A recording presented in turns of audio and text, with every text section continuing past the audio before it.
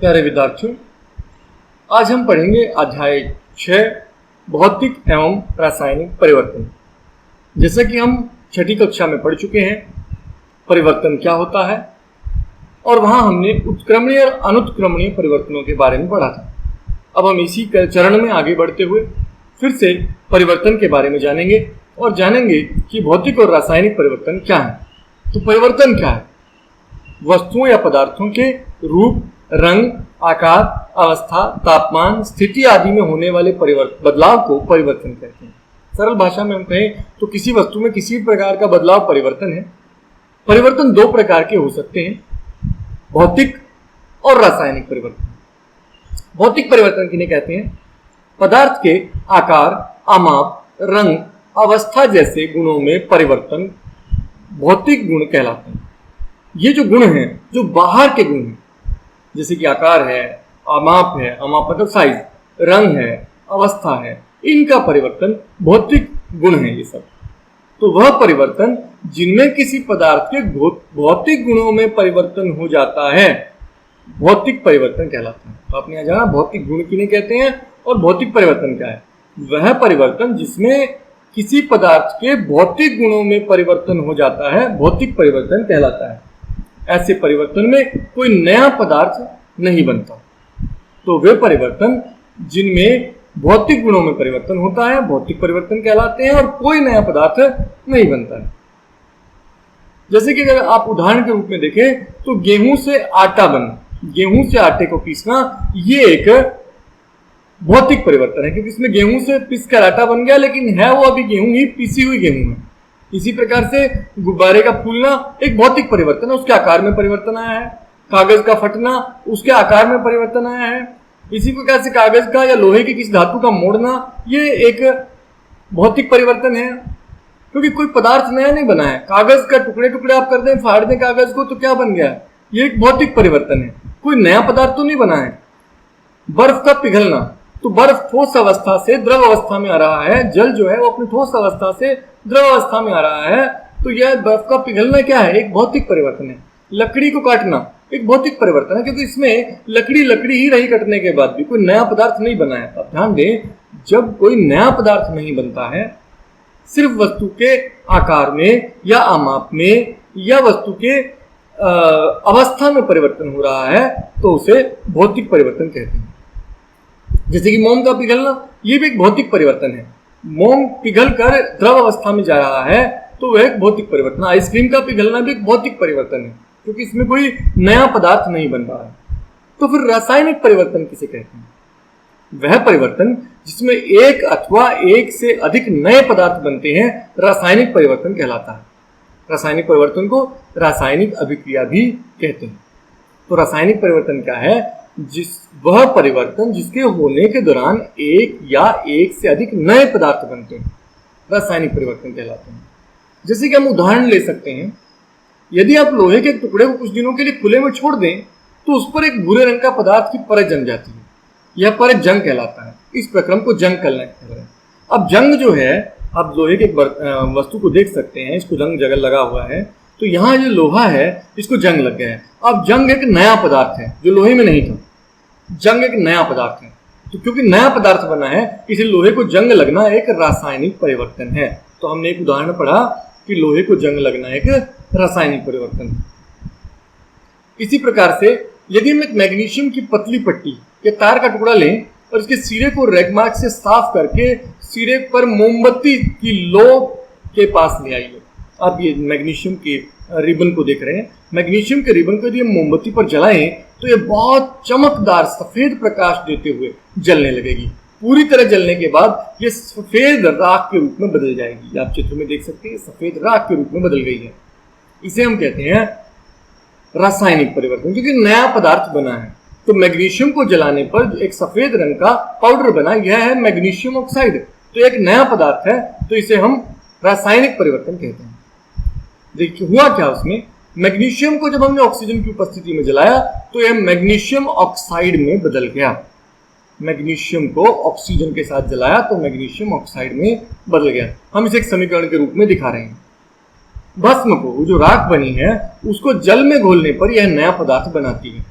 इस परिवर्तन को निम्न समीकरण द्वारा दिखाया जा सकता है। देखिए, जब मैग्नीशियम ऑक्साइड को हमने जल में घोल दिया, ये मैग्नीशियम ऑक्साइड जो मैग्नीशियम रिबन को जलाने पर बना था, इस सफेद पाउडर को जब हम जल में घोल देंगे तो मैग्नीशियम हाइड्रोक्साइड में बदल जाएगा। अब देखिए, फिर से एक नया पदार्थ बन गया है मैग्नीशियम हाइड्रोक्साइड। अब क्योंकि एक नया पदार्थ बना है इसलिए हम इसे भी एक रासायनिक परिवर्तन कहेंगे। मैग्नीशियम हाइड्रोक्साइड एक क्षारक है, अतः मैग्नीशियम ऑक्साइड एक नया पदार्थ है जो मैग्नीशियम के जलने पर बनता है। मैग्नीशियम हाइड्रोक्साइड एक अन्य नया पदार्थ है जो मैग्नीशियम ऑक्साइड को जल में घोलने पर बनता है। तो यहाँ हमने देखा कि जब मैग्नीशियम को जलाते हैं ऑक्सीजन के साथ वायु में जलाते हैं तो मैग्नीशियम ऑक्साइड बनता है। ये एक नया पदार्थ है और यह एक रासायनिक परिवर्तन है। इसी प्रकार जब मैग्नीशियम ऑक्साइड को हम जल में घोल देंगे तो मैग्नीशियम हाइड्रोक्साइड बनेगा और यह भी एक नया पदार्थ है, इसलिए मैग्नीशियम को जल में घोलने पर मैग्नीशियम ऑक्साइड जो बनता है यह भी एक रासायनिक परिवर्तन है। इसी प्रकार हम अगले परिवर्तन की बात करते हैं। यदि आप एक कॉपर सल्फेट का विलयन लिए, नीले रंग का आप कॉपर सल्फेट का विलयन देख रहे हैं, यदि एक कॉपर सल्फेट के विलयन में लोहे की कील या ब्लेड डालें तो आपको जो परिवर्तन दिखाई देते हैं वे कॉपर सल्फेट और लोहे के बीच की अभिक्रिया के कारण होते हैं। विलयन का रंग नीले से हरा हो जाना एक नए पदार्थ आयरन सल्फेट के बनने के कारण होता है। अब देखिए, जब हम इसको कॉपर सल्फेट का जो विलयन है जिसको नीला थोथा भी कहते हैं, इस विलयन में यदि हम लोहे का एक ब्लेड डाल दें तो क्या होगा, यह जो विलयन है थोड़ी देर में हरा हो जाएगा और लोहे पर आप यहाँ भूरे रंग का पदार्थ कुछ जमा हुआ दिखेंगे।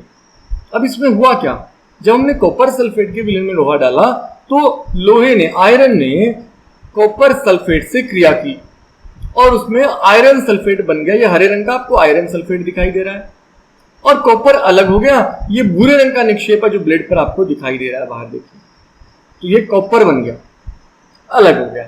तो ये कॉपर सल्फेट आयरन सल्फेट में बदल गया। अब क्योंकि एक नया पदार्थ बना है इसलिए हम क्या कहेंगे, यह एक रासायनिक परिवर्तन है। अगला एक उदाहरण लेते हैं हम एक और रासायनिक परिवर्तन का। किसी परख नली में लगभग 1 चम्मच सिरका ले लीजिए, ये आपके घर में भी मिल जाएगा सिरका। इसमें 1 चुटकी भर खाने का सोडा डालिए, आपको एक बुदबुदाहट की ध्वनि सुनाई देगी। गैस के बुलबुले बाहर निकलते दिखाई देंगे, जैसा चित्र में देख रहे हैं गैस के बुलबुले बन रहे हैं छोटे छोटे, ये गैस के बुलबुले बनते दिखाई देंगे। तो यहाँ एक नया पदार्थ बन रहा है, सिरका और खाने का सोडा। सिरके में एसिटिक अम्ल होता है और खाने के सोडे में सोडियम हाइड्रोजन कार्बोनेट। दोनों को मिलाने पर क्या बना, कार्बन डाइऑक्साइड गैस बनी और अन्य पदार्थ बने। तो यह एक नया पदार्थ है, इसलिए यह एक रासायनिक अभिक्रिया है। अब हम कैसे पता लगाएंगे कि इसमें जो खाने का सोडा है, इसमें सिरके में खाने का सोडा डालने पर कार्बन डाइऑक्साइड गैस ही बनी है, ये हमें कैसे पता लगा। इसके लिए हम एक प्रयोग करते हैं। कार्बन डाइऑक्साइड और चूने के पानी, यदि कार्बन डाइऑक्साइड को चूने के पानी में से गुजार देंगे, एक पाइप लगा के, और कार्बन डाइऑक्साइड गैस को हम चूने के पानी में ले आएंगे। यदि ये कार्बन डाइऑक्साइड गैस होती है, कार्बन डाइऑक्साइड गैस को जब भी चूने के पानी में से गुजारते हैं तो चूने का पानी दूधिया हो जाता है, जिससे पता चलता है कि कार्बन डाइऑक्साइड गैस है। यदि वह चूने का पानी दूधिया नहीं होता तो हम ये मान लेते हैं कि उसमें कार्बन डाइऑक्साइड गैस नहीं है। ऐसा कैसे पता चलेगा, ये देखिए, जब हम कार्बन डाइऑक्साइड गैस को चूने के पानी यानी कैल्शियम हाइड्रोक्साइड में से गुजारते हैं तो कैल्शियम कार्बोनेट बन जाता है और जल बनता है। जब कार्बन डाइऑक्साइड को चूने के पानी में से गुजारेंगे तो कैल्शियम कार्बोनेट बनेगा, इससे चूने का पानी दूधिया हो जाएगा और चूने के पानी के दूधिया होने से हमें पता चल जाता है कि इसमें कार्बन डाइऑक्साइड गैस है। तो यदि किसी भी गैस कोई निकल रही है और हमें पता लगाना है कि इसमें कार्बन डाइऑक्साइड गैस है या नहीं है तो हम उसे चूने के पानी में से गुजार देते हैं। तो आपने देखा कि मैग्नीशियम के फीते का जलना एक रासायनिक अभिक्रिया है, कोयला, लकड़ी और पत्तियों का जलना भी एक रासायनिक अभिक्रिया है। वास्तव में किसी भी पदार्थ का जलना एक रासायनिक अभिक्रिया होती है। कोई जब जलता है तो वायु की क्रिया करके एक नया पदार्थ बनाता है, इसलिए एक रासायनिक अभिक्रिया होता है। जलने के साथ सदैव ऊष्मा उत्पादन होती है। पटाखों का विस्फोट भी एक रासायनिक परिवर्तन है। आपने देखा होगा कि यदि सेब को काटने से बाद तत्काल न खा लिया जाए, आपने कभी कभी सेब काट कर भूल गए होंगे तो आपने देखा होगा उसे कटे हुए भाग भूरे रंग का हो जाता है। यदि आपके रंग में यह परिवर्तन नहीं देखा है तो आप किसी एक सेब को काटकर कुछ देर के लिए छोड़ दीजिए, आपको यह परिवर्तन दिखाई दे जाएगा। आप आलू काट कर रखिए, उसमें भी आपको यह परिवर्तन दिखाई देगा। अगर आप बैंगन को काट कर रख देंगे थोड़ी देर के लिए तो उसमें भी आपको यह परिवर्तन दिखाई देगा। ऐसी प्रत्येक स्थिति में रंग का परिवर्तन वास्तव में किसी एक पदार्थ अथवा पदार्थों के बनने का कारण होता है। तो नए पदार्थ बने हैं क्योंकि, इसलिए ये सब क्या है? ये सभी रासायनिक परिवर्तन हैं। अब हम जंग के बारे में पढ़ लेते हैं। जैसे कि आपने पढ़ा कि लोहे पर जंग लगता है, तो ये जंग क्या है ये पढ़ लेते हैं। लोहे की वस्तुओं के जल और ऑक्सीजन के संपर्क में आने पर उन पर एक लाल भूरे रंग की परत बनने लगती है, जिसे जंग कहते हैं। यह एक ऐसा परिवर्तन है जो लोहे की वस्तुओं को प्रभावित करता है और धीरे धीरे उन्हें नष्ट कर देता है।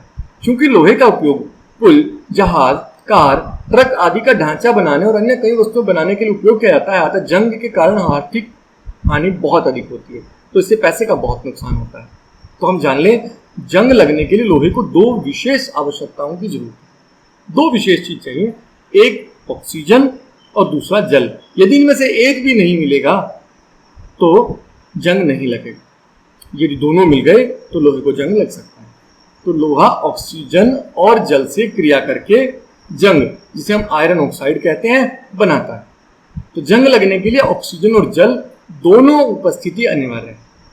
तो जल वायु में जलवाष्प के रूप में भी रहता है। यहाँ हमें ध्यान रखना है कि जल के सीधे संपर्क में वस्तुएं ऐसा जरूरी नहीं है। आप देखोगे आपकी खिड़की दरवाजे जो पानी के पास नहीं है उन्हें भी जंग लग जाता है। तो वायु में नमी की मात्रा होती है, वायु में जल वाष्प होते हैं और वर्षा के दिनों में तो बहुत अधिक होते हैं। वास्तव में यदि वायु में आर्द्रता की मात्रा अधिक हो और नमी अधिक हो तो जंग जल्दी लगता है। तो ये भी हमें ध्यान रखना है। इसीलिए बरसात के दिनों में जंग ज्यादा लगता है, क्योंकि बरसात के दिनों में वायु में नमी की मात्रा ज्यादा होती है। समुद्री किनारों में बहुत जल्दी जंग लग जाता है। समुद्रों के आसपास जो जगह है वहां जंग जल्दी लगता है, क्योंकि वहां नमी की मात्रा ज्यादा रहती है। इसी प्रकार से मरुस्थल के क्षेत्र जो हैं, रेगिस्तानी क्षेत्र जो हैं, उनमें बहुत कम जंग लगता है, क्योंकि वहां वायु में नमी की मात्रा कम होती है। जंग लगाने से हम जंग को लगने से कैसे रोका जा सकता है?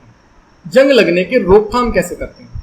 लोहे की वस्तुओं को जंग से बचाने के लिए उन पर पेंट की एक मोटी परत चढ़ाई जाती है, जिसके कारण लोहा वायु के साथ क्रिया नहीं कर पाता। क्रिया नहीं होने के कारण जंग नहीं लगता। तो लोहे पर पेंट करके उसे हम जंग लगने से रोक सकते हैं। लोहे के सामान पर ग्रीस या तेल की परत चढ़ा देंगे तो वो हवा के उपस्थित नमी के संपर्क में नहीं आएंगे और उससे जंग लगने से बचाया जा सकता है। तो दूसरा उपाय क्या है? ग्रीस या तेल की परत चढ़ाकर। तीसरा, यदि लोहे के पदार्थों को जंग से बचाने के लिए उन पर जिंक धातु का लेप किया जाए। जिंक धातु की परत का संपर्क लोहे और ऑक्सीजन की नमी में नहीं होने देता, अतः जंग नहीं लगता। इस प्रक्रिया को हम यशद लेपन कहते हैं। तो यशद लेपन क्या है? लोहे की वस्तुओं पर जिंक की परत चढ़ाना यशद लेपन कहलाता है। तो तीसरा हमने कहा कि लोहे की वस्तुओं पर यशद लेपन करके, यानी जिंक की परत चढ़ाकर। लोहे की वस्तुओं को जंग से बचाने के लिए उन पर निकल या क्रोमियम धातु का लेप किया जाता है। निकल या क्रोमियम की परत लोहे का संपर्क ऑक्सीजन और नमी से नहीं होने देती, इससे जंग नहीं लगता। तो हम निकल या क्रोमियम का लेप करके भी वस्तुओं को जंग से बचा सकते हैं। अब हम पढ़ते हैं क्रिस्टलीकरण के बारे में। ये क्रिस्टलीकरण क्या है? किसी पदार्थ के शुद्ध और बड़ी आमक के क्रिस्टल उनके विलयन से प्राप्त करने की प्रक्रिया क्रिस्टलीकरण कहलाती है। आप चीनी के क्रिस्टल भी प्राप्त कर सकते हैं, जिसे हम मिश्री कहते हैं, और इसी प्रकार से नीले होते कॉपर सल्फेट के क्रिस्टल बनाए जा सकते हैं। चित्र में नीचे देखिए, मैंने कॉपर सल्फेट के क्रिस्टलों का एक चित्र दिखाया है। आपको ये बहुत सुंदर लग रहे होंगे। आप इन्हें अपनी प्रयोगशाला में बनाकर देख सकते हैं, विज्ञान प्रयोगशाला में, और साथ ही साथ आप घर में चीनी के क्रिस्टल भी इस तरह बना सकते हैं। इसके लिए थोड़ा उदाहरण क्या करेंगे? इसके लिए किसी बीकर में लगभग 1 कप जल लीजिए और उसे तनु सल्फ्यूरिक अम्ल में कुछ बूंदे डाल दीजिए। जल को गर्म कीजिए। जब जल उबलना आरंभ कर दे तो इसमें धीरे धीरे कॉपर सल्फेट का चूर्ण निरंतर चलाते हुए मिलाइए। यह हमें तब तक मिलाना जब तक घुलना बंद ना हो जाए। कॉपर सल्फेट का चूर्ण मिलाना तब तक जारी रखें जब तक कि उसमें और कॉपर सल्फेट घोलना संभव न हो। विलयन के फिल्टर पेपर की सहायता से छान लीजिए। इसे ठंडा होने दीजिए। जब विलयन ठंडा हो रहा हो तो उसे हिला डुलाकर या अन्य किसी प्रकार से ना छेड़ें। कुछ समय के पश्चात विलयन को देखिए, आपको कॉपर सल्फेट के क्रिस्टल दिखाई देंगे। तो इस तरह के क्रिस्टल आप बना सकते हैं। तो यह है क्रिस्टलीकरण और कॉपर सल्फेट के क्रिस्टल कैसे बनाए जाते हैं इसका उत्तर। तो ये लेसन इतना ही, अगले लेसन के साथ अगली वीडियो में, तब तक के लिए धन्यवाद।